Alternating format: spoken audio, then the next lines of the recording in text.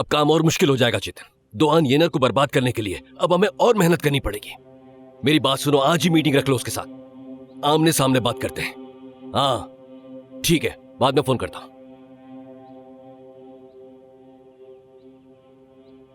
तहसीन, कुछ हो गया है क्या? हमारा वो जो है ना मुखालिफ वकील दोआन येनर,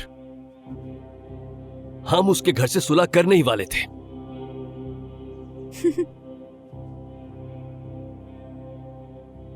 क्या हुआ, तुम्हें बहुत हंसी आ रही है? कोई मजाक हो रहा है क्या? नहीं, हंसने की बात नहीं है, मेरे ख्याल से अफसोस की बात है। जैसे कि हमें मालूम है दोआन येनर एक शानदार वकील है ना? कभी सुना नहीं कि आज तक कोई केस हारा हो। बहुत बुरा हुआ, आपके लिए बहुत दुखी हूँ मैं। दुखी होने के लिए इतनी फुर्ती मत दिखाओ, कुछ भी हो सकता है। चाहे कुछ भी हो जाए, मुकदमा मैं ही जीतूंगा, देखना। हम ये केस जरूर जीतेंगे तहसीन, क्योंकि हम हक पर हैं। सुकून से खाना खाइए आप लोग।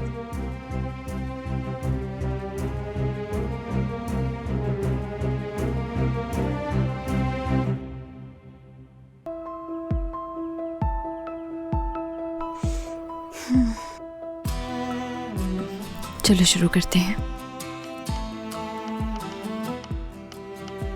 हाले वुराल,